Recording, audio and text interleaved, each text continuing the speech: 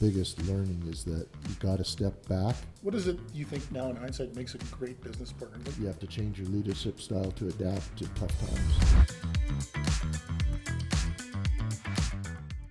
Jim, thanks so much for coming in today. I wanted to thank you for taking the time in the middle of a snowstorm in Edmonton to come into the first episode of the Better Tomorrows podcast.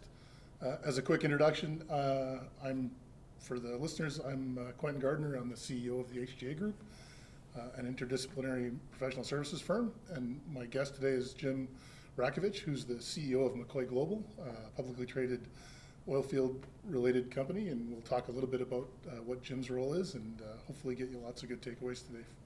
So thanks, Jim, for coming. My pleasure. Glad to be here. So one of the things I'd like to dive into, if you're okay, is just sort of going to your backstory. I know a little bit about how you started and became the CEO of McCoy Global, and I think it's an interesting story, so I'd love to hear it from your perspective. Well, I won't go back too far, otherwise we'll be here all day, but I came to McCoy in 1996 as a manager of one of the business units that was underperforming. They brought me in to do a turnaround on the business.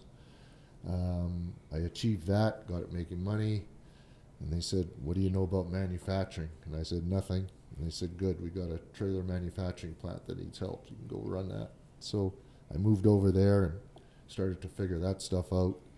And eventually, so for about 6 years at McCoy, it was really a lot of fun and challenging going into different business units to either do turnarounds or to, in one case, I sold the business on the behalf of the owners.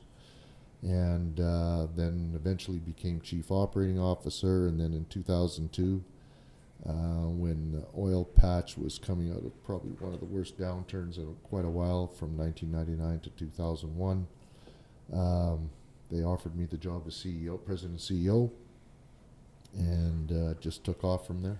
Yeah, so McCoy started obviously in Alberta, and then it has become kind of global. You have global reach now. You've got operations in a number of different countries. Yeah, so you're right. It's got a lot of history in Edmonton. You know, McCoy started in 1914 as a blacksmith shop in Edmonton on Jasper Avenue.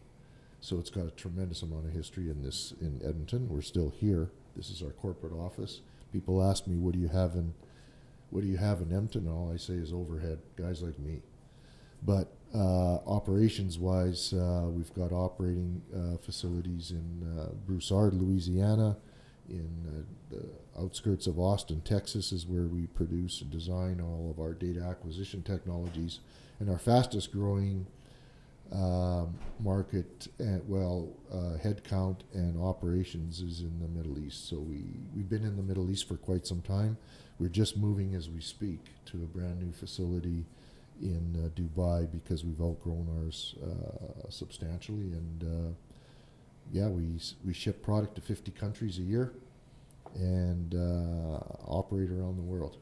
That's amazing. So shifting gears for a sec, I want to make sure we've got some content here for people that are up and coming executives, or maybe aspiring to grow their own company, or maybe be a part of the leadership group of something like McCoy Global. If you were speaking to your younger self, the first year you were CEO, what lessons do you think you would give yourself, sort of looking back at Jim Rakievich when he first took the leadership? Man, there's a lot of learning. It still continues. But when I think back to what I've learned and some of the big lessons, I think the thing that I've taken away, that the most important thing of part of my role, it was hard for me because I came from operations. I was doing those turnarounds right inside the businesses. And when I became CEO, I would honestly say I was a shitty CEO for 3 years because I was still thought I was running the operations. And the biggest learning is that you got to step back. You become like the orchestra leader. You know, you can't play any instruments. If you get the right people that play the instruments really well, my job is to make sure that the orchestra is making good music. And so getting the right people in the right places is absolutely critical, and then give them the room to do what they do best. But thinking I had to have all the answers was a mistake early. So I understand through the years, McCoy's done a number of acquisitions, and obviously you're in a number of different business segments. So if you reflect back on some of those deals, what is it you think now in hindsight makes a great business partner? Like, what are you looking for when you consider getting into business with somebody or maybe doing acquisition? What are the key things you're chasing? Well, that's a really important question because I've done both what I consider really good strategic acquisitions, and then one in particular was a mistake. But the most important thing is, what is the goal? So if, we've got a business, we operate in our business, we understand our markets, is this acquisition going to add value, not just numbers, adding EBITDA and making the revenue higher, that kind of thing? Is the incumbent company going to be strategically aligned? Does it make sense? What value can you bring to help that, consolidating those businesses together? And are you bringing talent? Are you bringing some talent that is really going to add value to the organization?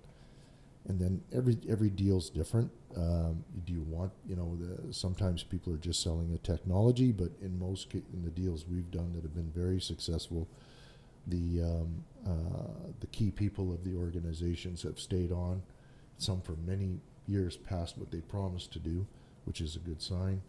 And but getting in deep, making sure that you're checking the boxes that are we gonna make our shareholders, are we gonna bring value to our organization and to our shareholders by doing this deal?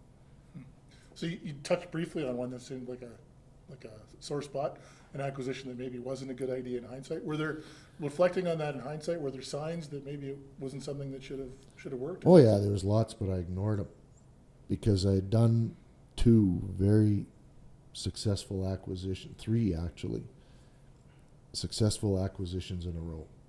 So I thought I knew it all, and then I got too confident, and so we looked at another deal that came across. The numbers looked good. I didn't know anything about that business, but because we're smart guys and can do successful deals, went ahead and did that. It was a huge mistake. It wasn't the fault of the sellers or their business. It's just that we didn't know anything about that business, but it brought my ego down substantially. We ended up ultimately selling it again, and the hard lesson was don't think you know it. Like, you really you got to make sure that you do all the things you did before to make a deal successful. Anyway, that was my lesson. I think I would say some tuition is really expensive. So. Yeah. But we got out of it. We got some money back, but we never made that mistake again.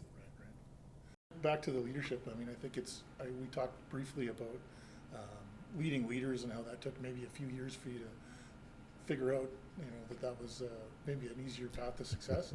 Just reflecting on your leadership style as it's changed over the years. I imagine the people you lead have changed and all that, but I imagine your philosophy has also changed. How would you describe are you a different leader now than maybe you were even 15 years ago? I guess to some extent, yes, but I don't think my style has changed at all. What I mean by that is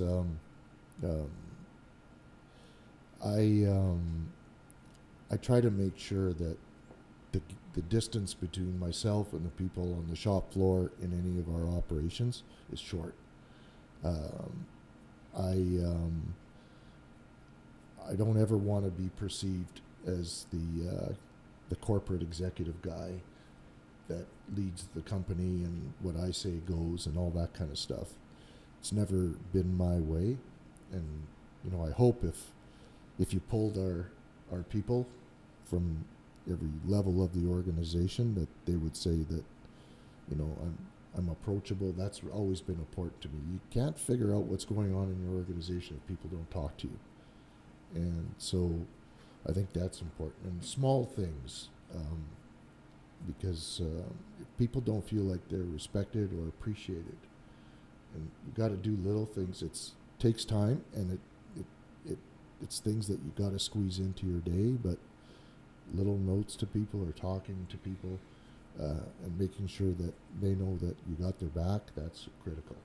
Are there some, speaking down that path, are there some specific things that you do to try and stay connected? Like, is it a matter of, do you make a point of getting on the shop floor and wandering around? Like, Absolutely. Is it walk the four corners, or is it sort of a... I do. You know, I get down to our biggest populations, or our biggest populations in Louisiana, and then second would be Cedar Park, Texas, and then our corporate office, and then the Middle East. But absolutely, like when I go to Louisiana or any of the operations, I talk to each and every employee. There's no way I'll allow myself to do a visit without speaking to every employee. And it doesn't happen. Yeah, I At imagine. every machine they're working on, we stop, we chat. Awesome. Well, thanks for taking the time to come here in a snowstorm and be on the first edition of the Better Tomorrows podcast. My pleasure. Excited to see where you're headed and where McCoy's headed, and I'm sure we'll chat again. Appreciate Thanks, your Jim. time. You bet.